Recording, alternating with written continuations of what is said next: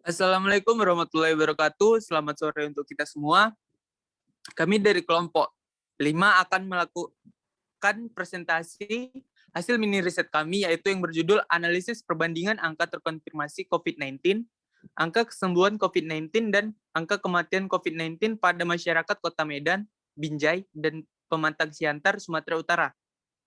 Di mana kelompok kami, yaitu yang berisi saya Arbiansyah sebagai moderator, Saya Stefan Sianturi sebagai penyaji. Saya Amrita sebagai penyaji. Saya Tasya Hussaulian Sitinjak sebagai penyaji. Saya Agnes Sitawati Jember sebagai penyaji. Baiklah, agar tidak berlama-lama, mari saja kita memasuki materi-materi yang ada, yang akan dipresentasikan pada kelompok kami. Kepada tim penyaji dipersilakan.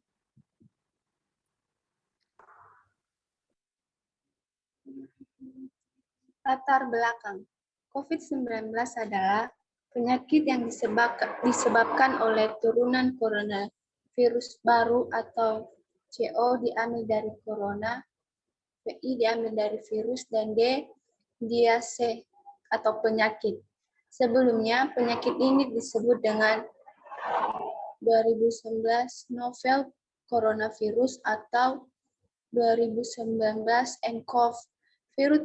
Virus COVID-19 adalah virus baru yang terkait dengan keluarga virus yang sama dengan Severe Acute Respiratory Syndrome atau SARS dan beberapa jenis virus flu biasa. Coronavirus 2019 atau COVID-19 adalah penyakit menular yang disebabkan oleh sindrom pernapasan akut coronavirus 2 atau SARS-CoV-2. Penyakit ini pertama kali ditemukan pada Desember 2019 di Wuhan, ibu kota provinsi Hubei, Cina, dan sejak itu menyebar secara global di seluruh dunia, mengakibatkan pandemi coronavirus 2019 sampai 2020.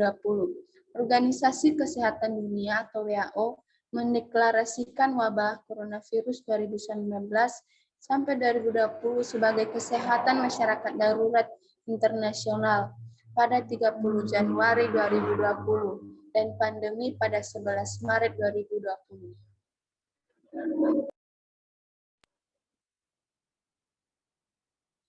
Rumusan masalah. Adapun rumusan masalah dalam penelitian ini yaitu bagaimana tingkat angka kesembuhan dan angka kematian yang disebabkan wabah COVID-19 ini terhadap masyarakat Kota Medan, Binjai, dan Kota Pematang Siantar.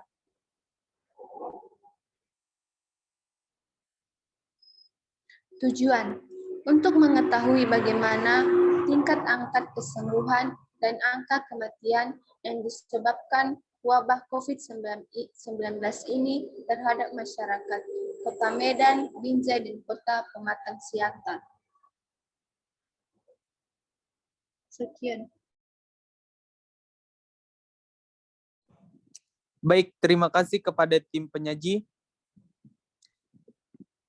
Slide selanjutnya akan dipresentasikan oleh tim penyaji selanjutnya. Kepada tim penyaji selanjutnya dipersilakan waktu dan tempatnya. Baik, terima kasih kepada moderator. Saya akan melanjutkannya. Materi selanjutnya adalah metode penelitian. Penelitian ini menggunakan metode penelitian menurut Najir pada tahun 1198 halaman 112. Studi kepustakaan merupakan langkah yang penting di mana setelah seorang peneliti menetapkan topik penelitian, langkah selanjutnya adalah melakukan kajian yang berkaitan dengan teori yang berkaitan dengan topik penelitian. Dalam pencarian teori, peneliti akan mengumpulkan informasi sebanyak-banyaknya dari kepustakaan yang berhubungan. Sumber-sumber kepustakaan dapat diperoleh dari buku, jurnal, majalah, hasil-hasil penelitian, tesis dan disertasi, dan sumber-sumber lainnya yang sesuai seperti internet, koran, dan lain-lain. Yang berikutnya adalah proses studi literatur. Bila kita telah memperoleh kepustakaan yang relevan, maka segera untuk disusun secara teratur untuk dipergunakan dalam penelitian menurut Hasan pada tahun 2002.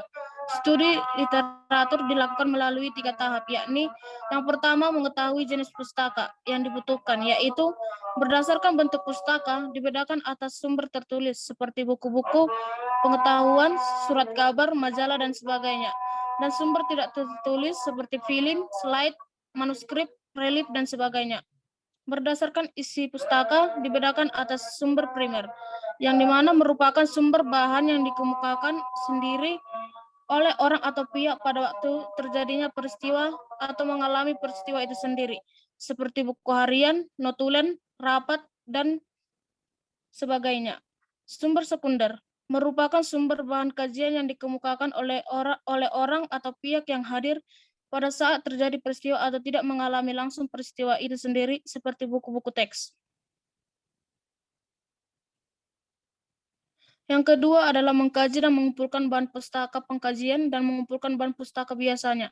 Dilakukan dengan menggunakan alat bantu yang disebut kartu bibliografi atau kartu kutipan. Pengkajian dan pengumpulan hasil kajian dalam kartu bibliografi minimal harus mencakup nama variabel atau pokok masalah, nama pengarang atau pencetus ide tentang pokok masalah, nama sumber di mana dibuat penjelasan tentang variabel atau pokok masalah, tahun yang menunjukkan pada waktu sumber tersebut dibuat atau diterbitkan, nama instansi atau lembaga unit, penerbit, dan sebagainya yang bertanggung jawab atas penerbit sumber kajian, nama kota, tempat penulisan atau penerbit sumber kajian, isi penjelasan tentang variabel atau pokok masalah.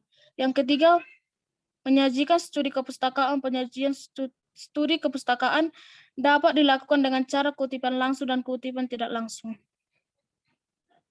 Saya kembalikan kepada moderator. Baik, terima kasih kepada tim penyaji. Baiklah, di sini materi yang selanjutnya yaitu teknik analisis data. Di mana materi ini yang saya akan mempresentasikannya sendiri. Setelah keseluruhan data terkumpul, maka langkah selanjutnya penulis menganalisa data tersebut sehingga ditarik suatu kesimpulan. Untuk memperoleh hasil yang benar dan tepat dalam menganalisa data, penulis menggunakan teknik analisis isi. Analisis isi atau content analysis adalah penelitian yang bersifat pembahasan dalam terhadap isi suatu informasi tertulis atau tercetak di media massa. Analisis isi dapat digunakan untuk menganalisa semua bentuk komunikasi, baik surat kabar, berita radio, iklan televisi, maupun semua bahan dokumentasi yang lainnya. Sedangkan kaitannya dengan pembahasannya itu sebagai salah satu upaya penulis dalam memudahkan pemahaman dengan cara menganalisa kebenarannya melalui pendapat para ulama yang kemudian dijadikan acuan penelitian.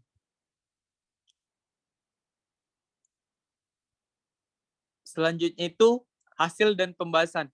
Pada bab ini akan membahas hasil dari riset dalam menganalisis tingkat angka kesembuhan dan angka kematian yang disebabkan wabah COVID-19 ini terhadap masyarakat Kota Medan, Binjai, dan Kota Pematang Siantar, yakni sebagai berikut. A. Perhitungan tunggal dan majemuk. Jumlah angka terkonfirmasi COVID-19, angka kesembuhan COVID-19, dan angka kematian COVID-19 pada masyarakat Kota Medan, Binjai, dan Pematang Siantar, Sumatera Utara. Nama lokasi Kota Medan, angka kesembuhan 71.897, angka kematiannya 1.109, dan angka terkonfirmasinya, jumlah terkonfirmasi 72.921. Nama lokasi Kota Binjai, angka kesembuhan di Kota Binjai 25.584, angka kematian di Kota Binjai 143, jumlah terkonfirmasi di Kota Binjai 25.727.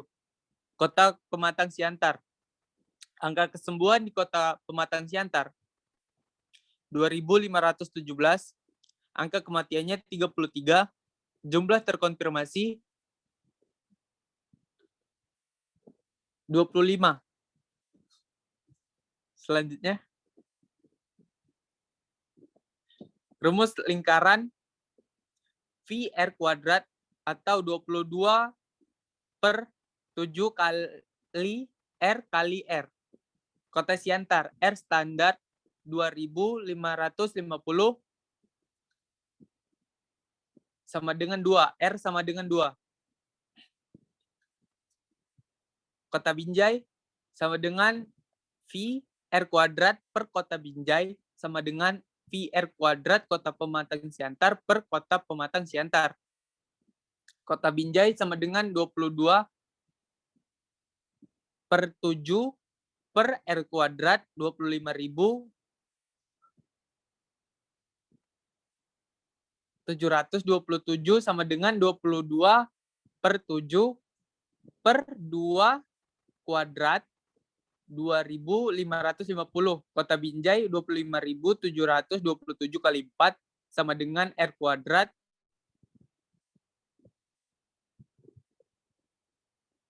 kali 2.550.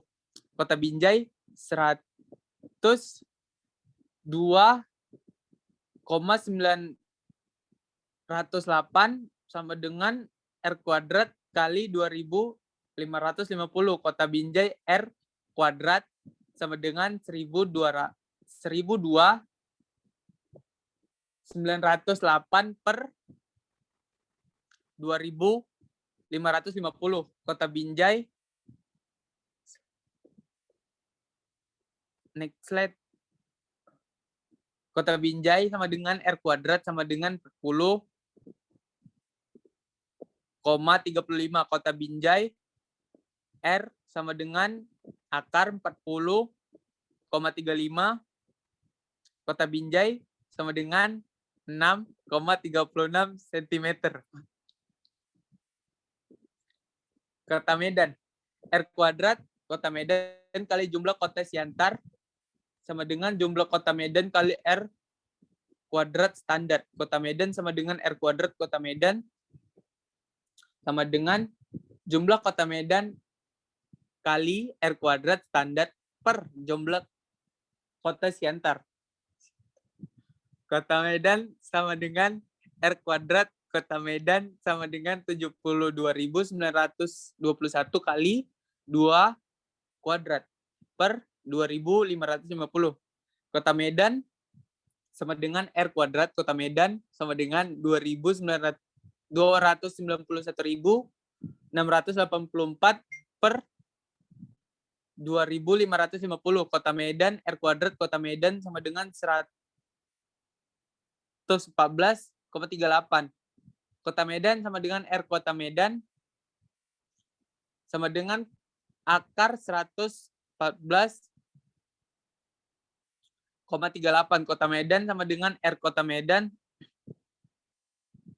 sama dengan 10,69 cm.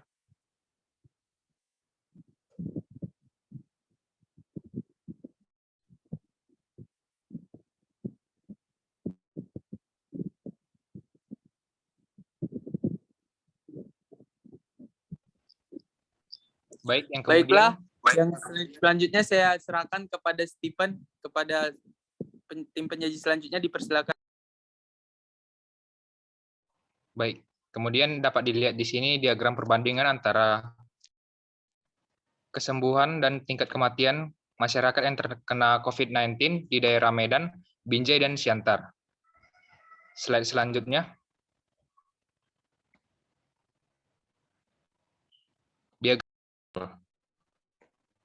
Berdasarkan dari data perhitungan majemuk dan tunggal, bahwa Kota Medan lebih banyak terpapar wabah virus COVID-19 dari kedua kota tersebut. Dikarenakan Kota Medan merupakan kota dengan penduduk terbanyak dengan 2,44 juta jiwa, yang terdiri dari 1,21 jiwa berjenis kelamin laki-laki dan 1,22 juta jiwa berjenis kelamin perempuan. Adapun hal yang menyebabkan maraknya COVID-19 di Medan adalah sebagai berikut.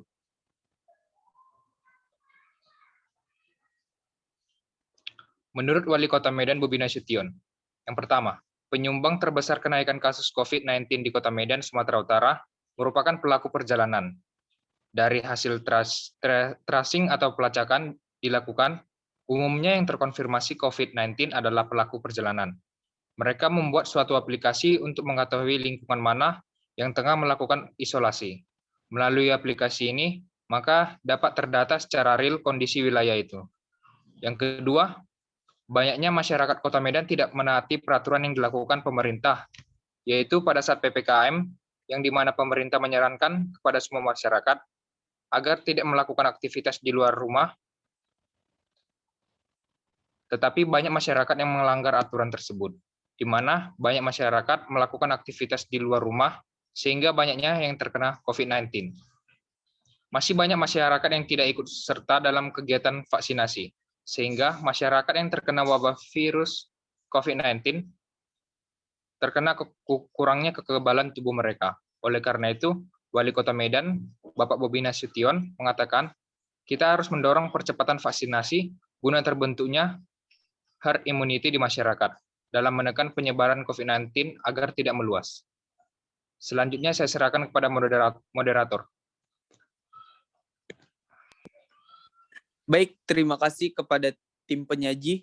Baiklah, yang materi selanjutnya akan dipresentasikan oleh tim penyaji selanjutnya. Kepada tim penyaji selanjutnya dipersilakan waktu dan tempatnya. Terima kasih moderator.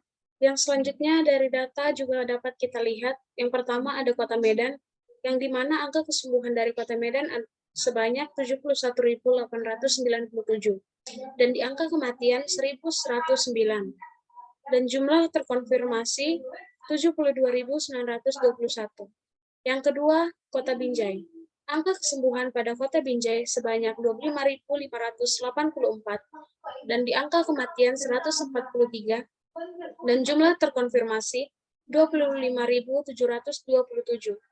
Yang terakhir pada Kota Pematang Siantar lebih sedikit, yang di mana angka kesembuhannya sebanyak 2.517, di angka kematian 33, jumlah terkonfirmasi 25.